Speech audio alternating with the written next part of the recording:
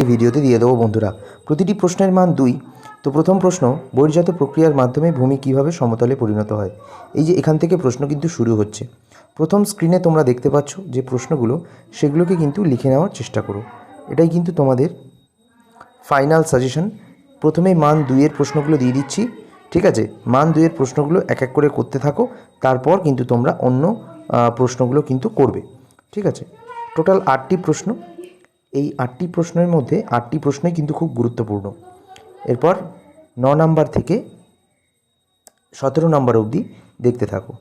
9 নম্বরের প্রশ্নটি নদীর কাজ কী কী, তারপর থেকে 17 নম্বর প্রশ্ন অবধি তোমাদের সময় দিলাম। একটু খাতাতে পজ করে ভিডিওটা কিংবা স্ক্রিনশট করে নিয়ে লিখে নাও। 17-এর পরে আমরা 18 থেকে 25 অবধি কিছু প্রশ্ন আরও দিচ্ছি, ঠিক আছে। 18 থেকে 25 নয়, 26 অবধি ফেরেলের সূত্র অবধি দিলাম। এগুলোকে সুন্দর করে খাতায় টুকে নাও। এরপর তোমরা 27 নম্বর থেকে 34 নম্বর অবধি আরও কয়েকটি 2 নম্বরের প্রশ্ন রয়েছে।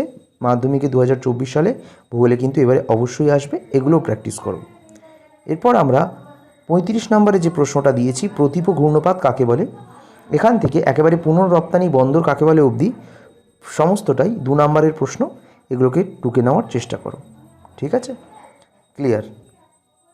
পুনর্রপ্তানি বন্দরের পরে রন বা রান কাকে বলে, এখান থেকে কোন দুটি পূর্বতন রাজ্য থেকে বিচ্ছিন্ন হয়ে উত্তরাখণ্ড ও ছত্তিশগড় রাজ্য দুটির সৃষ্টি হয়েছে। এই অবধি সব প্রশ্ন কিন্তু টুকে নেওয়ার চেষ্টা করো। তুমি স্ক্রিনশট করে নিতে পারো, স্ক্রিনশট করে তোমরা কিন্তু লিখে নিতে পারো। 53 পর 54 নম্বর থেকে 63 নাম্বার অবধি যে প্রশ্নগুলি রয়েছে সেগুলোকেও টুকে নেওয়ার চেষ্টা করো। 54 নম্বর প্রশ্নটা হলো, ভারতের উত্তর দক্ষিণে এবং পূর্ব পশ্চিমে বিস্তার কত। 63 নম্বর প্রশ্নে সবুজ বিপ্লব কী, এই প্রশ্নটা কিন্তু অবশ্যই পড়বে। তো এই প্রথম 54 নম্বর থেকে 63 নম্বর অবধি সবকটি প্রশ্ন পড়বার চেষ্টা করবে, ঠিক আছে। এরপর 64 নাম্বার থেকে 73 নাম্বার অবধি দেখো প্রশ্ন দিয়েছি। 73 নাম্বার অবধি যে প্রশ্নটা দিয়েছি, প্রথম প্রশ্ন 64তে দক্ষিণ ভারতের যে কোনো দুটি গিরিপথের নাম, আর তার সাথে সাথে গোদাবরীর কয়েকটি উপনদী শাখা নদীর নাম। এই অবধি সবটা টুকে নাও। এরপর আমরা মান 4-এ কিছু প্রশ্ন দেখে নেব, যেগুলো এবছরে খুব গুরুত্বপূর্ণ বলে মনে করা হচ্ছে। তার মধ্যে প্রথম প্রশ্ন, জৈব ভঙ্গুর ও জৈব অভঙ্গুর বর্জ্যের মধ্যে পার্থক্য, এখান থেকে শুরু হচ্ছে। 7 নম্বর, বৈদ্যুতিন বর্জ্য কী, এগুলো কিন্তু অবশ্যই মান 4-এ পড়ে নেবে, ঠিক আছে। এরপর আমরা আরও কিছু মান 4-এর প্রশ্ন দেখে নেব,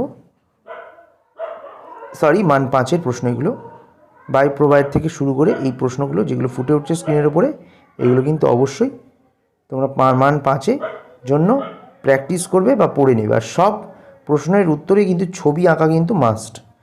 ছবি আঁকলে তবেই কিন্তু তোমরা বেশি নাম্বার পাবে। তো বন্ধুরা, ভিডিওটি ভালো লাগলে লাইক করো, শেয়ার করো, কমেন্ট করো, সাবস্ক্রাইব করো শুভ ক্লাসেস স্টাডি ইউটিউব চ্যানেল।